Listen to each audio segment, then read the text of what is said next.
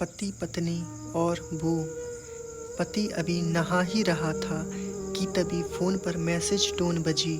पत्नी मोबाइल के पास में ही खड़ी थी। उसका ध्यान फ़ोन की तरफ गया। उसने सहज ही फ़ोन उठाकर मैसेज पढ़ा। Hi good morning dear.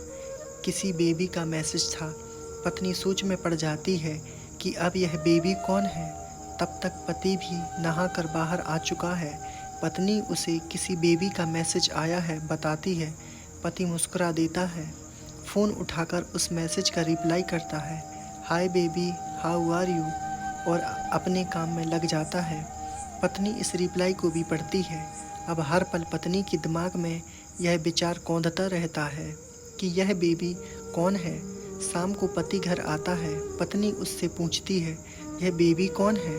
पति जवाब में सिर्फ मुस्कुरा देता है और फिर से अपने काम में लग जाता है। 2-3 दिन बीत जाते हैं। उन बेचारों ने अभी तक पत्नी का पीछा नहीं छोड़ा था और पति के मोबाइल पर फिर एक बार बेबी का मैसेज आता है, आज तो मिलोगे कि नहीं, तुम्हारी बहुत याद आ रही है।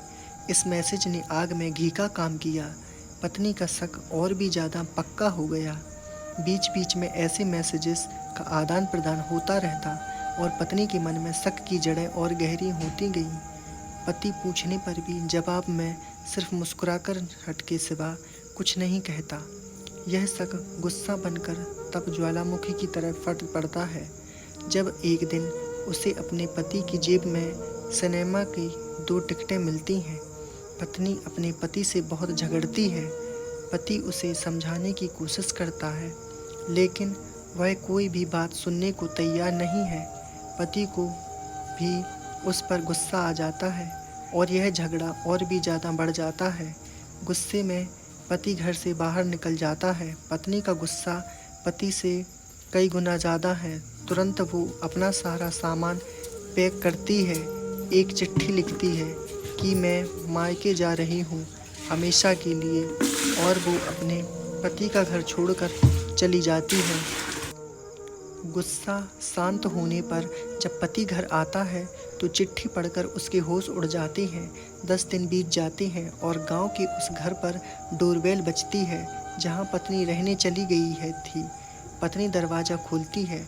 दरवाजे पर 10 साल की एक छोटी बच्ची हाथों में चिट्ठी लिए खड़ी है। वह पत्नी को भी वो चिट्ठी देती है। बच्ची से वह चिट्ठी लेकर पत्नी चिट्ठी खोलकर पढ़ती है, डियर वाइफ, जिस बेबी की वजह से हम दोनों में इतने झगड़े हुए और तुम हमारा घर छोड़कर यहाँ चली आई, यह बच्ची जो अभी तुम्हारे सामने खड़ी है, ये वही बेबी है। अनाथ आश्रम की एक प्यारी बच्ची। इसी के साथ मैं बातें करता था, सिनेमा जाता था। पहली बार जब तुमने बेबी के बारे में पूछा था तो मैंने जानबूझकर तुम्हें नहीं बताया था। सोचा था थोड़ा मजाक करता हूँ, देखता हूँ तुम कैसी रिएक्ट करती हो। लेकिन मैंने यह कभी नहीं सोचा था कि तुम्हारा शक इतना बढ़ जाएगा कि तुम घर ही छोड़ दोगी। हाँ, सबसे ज़रूरी बात यह जो बेबी है वह किसी और की नहीं बल्कि तुम्हारी ही बेटी है। रुको, अपने आप को संभालो और आगे की बात ध्यान से सुनो। हमारी शादी के 2 साल पहले की यह बात है।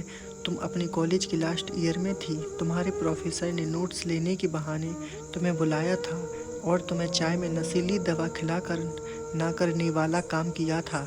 इसमें तुम्हारी कोई गलती नहीं थी, लेकिन कुदरत ने अपना काम किया और तुम्हारे पेट में इस बेबी को डाल दिया। काफ़ी प्रयास करने पर भी अबॉर्शन नहीं हुआ तो तुम्हारे घर वालों ने समाज के डर से तुम्हें 6 महीने तक घर में ही रखा। तुम्हारे पिताजी खुद एक डॉक्टर हैं, इसलिए यह बिन मांगा बच्चा अब बड़ी आसानी से बिना किसी को कानो कान खबर हुए इस दुनिया में आया। भविष्य में तुम्हारी शादीशुदा ज़िंदगी में कोई प्रॉब्लम ना हो, इसलिए तुम्हारे पिता ने इस बच्चे को गांव के एक अनाथ आश्रम में छोड़ दिया। यह बच्चा मतलब यही बेबी जो अभी तुम्हारे सामने खड़ी है। अगर अभी भी विश्वास नहीं हो रहा है तो इस बच्ची के गाल का वो तिल देख लो जो शायद तुमने उसे आखिरी बार रोते हुए देखा होगा, या फिर अपने पिताजी से पूछ लो। पत्नी जल्दी से उस बच्ची को पास में लेकर उसके गालों का तिल देखती है। उसका मन भर आता है, उसकी आंखों में आंसू आ जाते हैं, लेकिन अभी भी चिट्ठी बाकी है, इसलिए वह आगे बढ़ती है। मुझे पता है अभी भी तुम्हारे मन में यह सवाल उठ रहा होगा कि यह सब मुझे कैसे पता।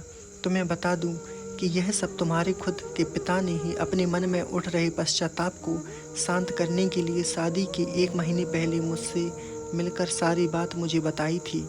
उन्होंने यह भी कहा था कि अगर मैं चाहूँ तो शादी से इनकार कर सकता हूँ। मैंने स्वीकार किया क्योंकि इस पूरी घटना में तुम्हारी कोई भी गलती नहीं थी और हमारी शादी हो गई।